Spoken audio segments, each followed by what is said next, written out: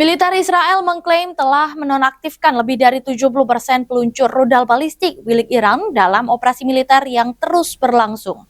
Pernyataan tersebut disampaikan oleh juru bicara militer Israel, Evi Devrin, yang menyebutkan bahwa ratusan sasaran instalasi rudal Iran telah dihancurkan.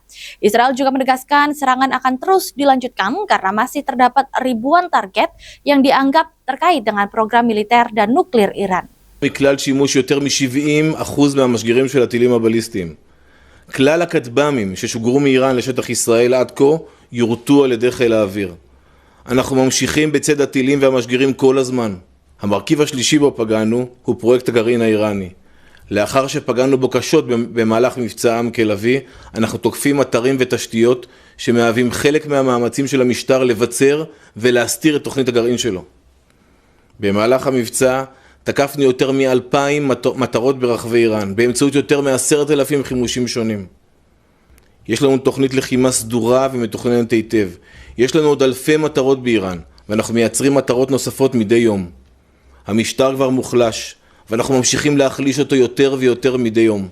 הוא מעורער, והוא מסתיר את זה מהאזרחים שלו.